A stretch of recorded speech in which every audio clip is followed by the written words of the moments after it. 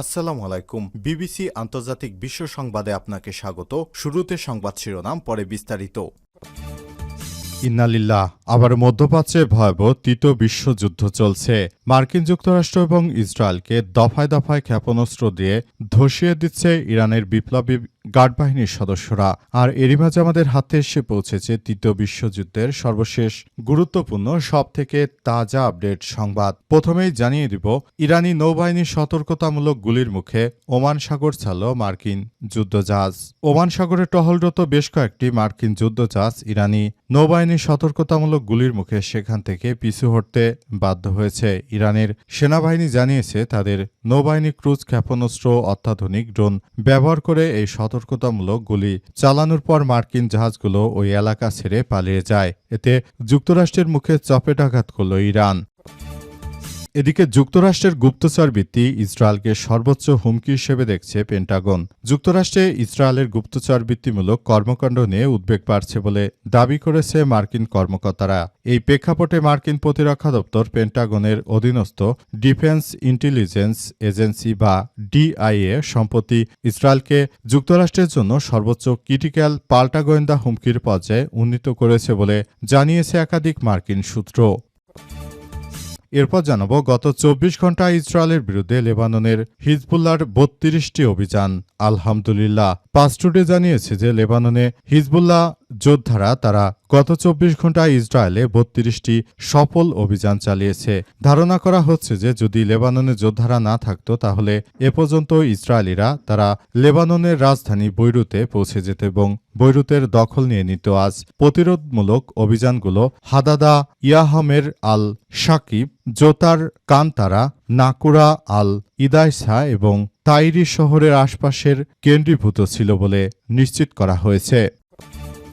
এবারে জানাবো, ইরানকে শক্তিশালী এবং অহংকারী বললেন ডোনাল্ড ট্রাম্প। চলমান যুদ্ধবন্ধে যুক্তরাষ্ট্রের সঙ্গে এখনো কোনো চূড়ান্ত চুক্তিতে পৌঁছায়নি ইরান, তবে শেষ পর্যন্ত তেহরানকে সমঝোতা আসতেই হবে বলে মন্তব্য করেছেন মার্কিন যুক্তরাষ্ট্রের প্রেসিডেন্ট ডোনাল্ড ট্রাম্প। তার ভাষায়, ইরানের নেতারা শক্তিশালী এবং অহংকারী, তাই সিদ্ধান্ত নিতে কিছুটা সময় নিচ্ছে।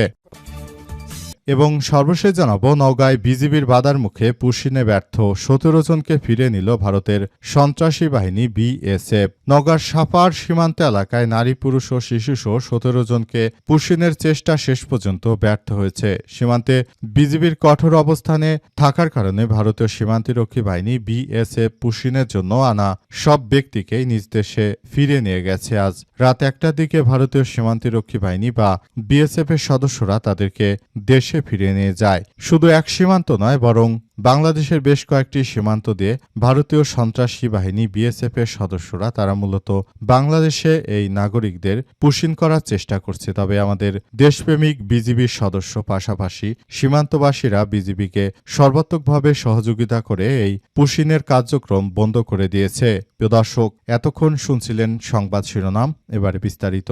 তবে তার আগে বন্ধুরা, অনুরোধ থাকবে এই সংবাদটিতে একটি লাইক দিন। এই চ্যানেলে আপনি নতুন হয়ে থাকলে আমাদের সংবাদটি দেখতে দেখতে চ্যানেলটি সাবস্ক্রাইব করে রাখুন। কমেন্ট করে বন্ধুরা আপনার মূল্যবান মতামত জানিয়ে দিন আপনি বিশ্বের কোন দেশ থেকে বা বাংলাদেশের কোন স্থান থেকে আমাদের সংবাদটি দেখছেন এবং শুনছেন। আর বন্ধুরা, সংবাদটি আপনার সোশ্যাল মিডিয়া ফেসবুকে শেয়ার করে বন্ধুদেরও দেখার সুযোগ করে দিন। গাজা যুদ্ধে আপনি যদি নিরীহ ফিলিস্তিনিদের ভালোবেসে থাকেন বন্ধুরা, কমেন্টে ইয়েস লিখে পুরো বিশ্বকে আমাদের এই তাজা আপডেট সংবাদটি দেখার সুযোগ করে দিন। আজকের এই সংবাদ সম্পর্কে আপনার মূল্যবান মতামত কমেন্ট বক্সে কমেন্ট করে জানিয়ে দিন আপনি বিশ্বের কোন দেশ থেকে বা কোন জায়গা থেকে আমাদের সঙ্গে কানেক্টেড রয়েছেন। এবারে বিস্তারিত। ইরানকে শক্তিশালী এবং অহংকারী বললেন ডোনাল্ড ট্রাম্প। চলমান যুদ্ধবন্ধে যুক্তরাষ্ট্রের সঙ্গে এখনো কোনো চূড়ান্ত সমঝোতা আসতে পারেনি ইরান এবং যুক্তরাষ্ট্র। অবস্থায় ইরানের বিরুদ্ধে এবার কুৎসা রটাতে শুরু করেছে মার্কিন যুক্তরাষ্ট্রের প্রেসিডেন্ট ডোনাল্ড ট্রাম্প। তিনি ইরানকে জানাচ্ছেন যে ইরান নাকি শক্তিশালী এবং অহংকারী, তারা যুক্তরাষ্ট্রের সঙ্গে কোনো চুক্তি করতে চাইছে না, অথচ অহংকারী হচ্ছে যুক্তরাষ্ট্র, কারণ তারাই ইরানের সর্বোচ্চ ধর্মীয় নেতাকে হত্যা করেছে। এমনকি ইরানের ইসলামী বিপ্লবী গার্ড বাহিনীর যে নৌবাহিনীর সদস্যরা রয়েছে তাদের প্রধানকে হত্যা করেছে, এমনকি সেনা প্রধানকে হত্যা করেছে। পাশাপাশি ইরানের সুপ্রিম লিডারের নাতি নাতনি জামাতা মেয়ে সবাইকে খুন করেছে, অথচ সেই যুক্তরাষ্ট্রের সঙ্গে এখন কিনা ইরানকে এইভাবে যুক্তরাষ্ট্রের সঙ্গে আপোস করতে হবে। কতটা মগের মুলুক পেয়েছে ডোনাল্ড ট্রাম্প। এ কারণে ইরানের সর্বোচ্চ ধর্মীয় নেতা নির্দেশনা দিয়েছেন যে ইরান কখনোই মার্কিন যুক্তরাষ্ট্রের মতো কোনো সন্ত্রাসী রাষ্ট্রের সঙ্গে তারা আঁতাত করবে না। তাই তারা নতুন করে বিষয়গুলোকে খুবই গুরুত্ব সহকারে দেখছে। কিন্তু যুক্তরাষ্ট্রের প্রেসিডেন্ট তিনি বুঝতে পেরেছেন যে কোনো মূল্যে ইরানের সঙ্গে যুদ্ধবিরতি করতেই হবে। যদি যুদ্ধবিরতি করা না যায় তাহলে ধীরে ধীরে মার্কিন যুক্তরাষ্ট্রের ডলারের দাম তলানিতে ঠেকে যাবে। এই ক্ষেত্রে যুক্তরাষ্ট্র চরম বিপর্যয়ের মুখে পড়তে পারে। সুতরাং যুক্তরাষ্ট্র যে কোনো মূল্যে এখন ইরানের সঙ্গে একটি শান্তি চুক্তি করার বিভিন্নভাবে চেষ্টা চালিয়ে যাচ্ছে, কিন্তু ইরানের স্বার্থ অনুযায়ী না হওয়াতে ইরান এই যুদ্ধবিরতি আসলে করতে চাইছে না। মূলত নতুন করে এই সমস্যাগুলো দেখা দিয়েছে এবং বিষয়গুলোকে খুবই গুরুত্ব সহকারে দেখভাল করতে হচ্ছে। তবে শেষ পর্যন্ত আসলে এই যুদ্ধে ইরানি জয়লাভ করলো। আমরা দীর্ঘদিন ধরে ইরানের ইসলামী বিপ্লবী গার্ড বাহিনীর সদস্যদের এই ক্ষমতা দেখে মনে করেছিলাম এই যুদ্ধে ইরানি জয়লাভ করবে। ইরানি সেই যুদ্ধে জয়লাভ করলো ইনশাল্লাহ। যুক্তরাষ্ট্রের গুপ্তচর বৃত্তি ইসরায়েলকে সর্বোচ্চ হুমকি হিসেবে দেখছে পেন্টাগন। আলহামদুলিল্লাহ, অবশেষে মার্কিন যুক্তরাষ্ট্র বুঝতে পেরেছে যে পৃথিবীর জন্য হুমকি স্বরূপ হচ্ছে এই জায়নবাদী সন্ত্রাসীরা। মূলত মার্কিন যুক্তরাষ্ট্রে যত প্রযুক্তি রয়েছে সব প্রযুক্তিগত জ্ঞান অর্জন করতে চাইছে এই জায়নবাদী সন্ত্রাসীরা। তাদের উদ্দেশ্য হচ্ছে যে তারা মার্কিন যুক্তরাষ্ট্রকে ধসিয়ে দিয়ে নতুন করে তারা নিজেরাই মূলত যুক্তরাষ্ট্রের অবস্থানে বসার জন্য চেষ্টা চালিয়ে যাচ্ছে।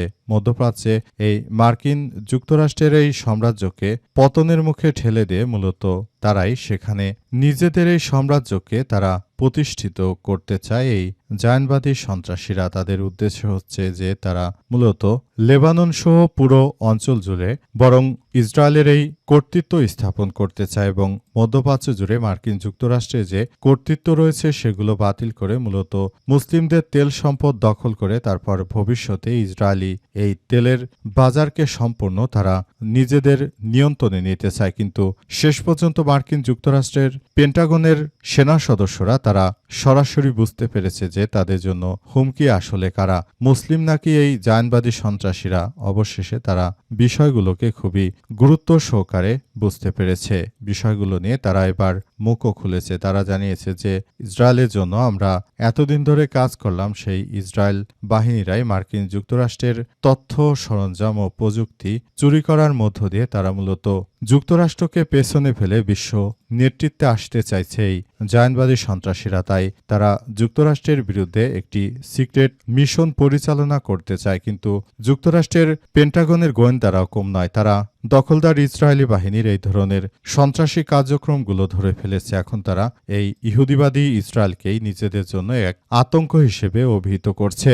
মূলত মার্কিন যুক্তরাষ্ট্র সব সময় ইসরায়েলকে বন্ধু হিসেবে ব্যবহার করত, অর্থাৎ মধ্যপ্রাচ্যে মুসলিম দেশগুলোকে শাসনে রাখার জন্য ইসরায়েলকে অনেক বড় প্রয়োজন ছিল। তাই ইসরায়েলের প্রতিটি কথাই শুনত যুক্তরাষ্ট্র। কিন্তু শেষ পর্যন্ত যুক্তরাষ্ট্রের গুপ্তচর বৃত্তি ইসরায়েলকে সর্বোচ্চ হুমকি হিসেবে দেখছে মার্কিন যুক্তরাষ্ট্রের পেন্টাগন।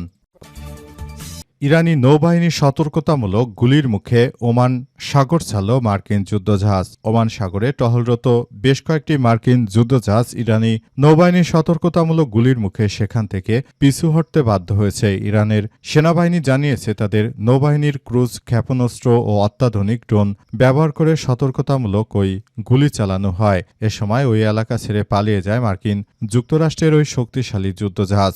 আজ ইরানের সেনাবাহিনীর পক্ষ থেকে দেওয়া এক বিবৃতিতে বলা হয়েছে যে যুক্তরাষ্ট্রের সন্ত্রাসী নৌবাহিনী কর্তৃক বাণিজ্যিক জাহাজ ও তেলবাহী ট্যাঙ্কার ছিনতাই, সমুদ্র সীমা বিশৃঙ্খলা ও হয়রানিমূলক কর্মকাণ্ড প্রতিহত করার অংশ হিসেবে এই অভিযান পরিচালনা করা হয়েছে। বিবৃতিতে আরও বলা হয়েছে যে ইরানের নৌবাহিনীর গাদির ক্ষেপণাস্ত্র এবং নতুন শাহিদ দানাডনের মাধ্যমে সতর্কতামূলক গুলি চালানোর পর অনুপ্রবেশকারী মার্কিন ডেস্ট্রয়ার বা DDG-103 এবং DDG-8 ওমান সাগর ছেড়ে ভারত মহাসাগরের দিকে চলে যেতে বাধ্য হয়। পাশাপাশি ইরানি নৌবাহিনীর সদস্যরা নিশ্চিত করেছে যে USS ত্রিপলি নামের একটি মার্কিন উভচর যুদ্ধজাহাজ ও হেলিকপ্টার ক্যারিয়ারকেও ওমান সাগর থেকে হটিয়ে দেওয়া হয়েছে।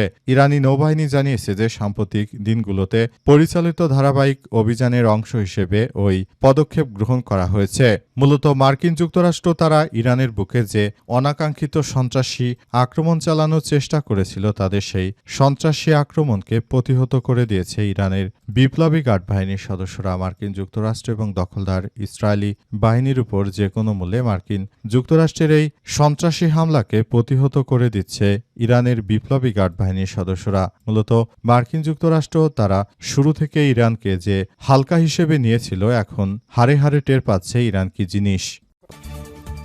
গত ২৪ ঘণ্টায় ইসরায়েলের বিরুদ্ধে লেবাননের হিজবুল্লাহর ৩২টি অভিযান। আলহামদুলিল্লাহ, গত ২৪ ঘণ্টায় একযোগে জায়নবাদীদের লক্ষ্য করে ৩২টি অভিযান চালিয়েছে লেবাননের সশস্ত্র যোদ্ধারা। তারা জানিয়েছে যে আমরা বেঁচে থাকতে লেবাননের ১ ইঞ্চি জমিও ছাড় দেওয়া হবে না। মূলত তারা যে ধরনের সন্ত্রাসী কার্যক্রম শুরু করেছে, লেবাননের যোদ্ধারা মার্কিন যুক্তরাষ্ট্র এবং দখলদার ইসরায়েলিদের বিরুদ্ধে পৃথিবীর ইতিহাসে সবথেকে এক ভয়ানক কার্যক্রম ও প্রতিরোধ গড়ে তুলেছে। মূলত মার্কিন যুক্তরাষ্ট্র এবং দখলদার ইসরায়েলি সন্ত্রাসীরা তারা মূলত যেভাবে ইরানের উপর আক্রমণ করেছিল একইভাবে তারা লেবাননের উপর আক্রমণ চালাচ্ছে। তবে লেবাননের যোদ্ধারা তারা পুরোদমে মার্কিন যুক্তরাষ্ট্র দখলদার ইসরায়েলিদের এই সন্ত্রাসী আক্রমণকে রুখে দিয়েছে।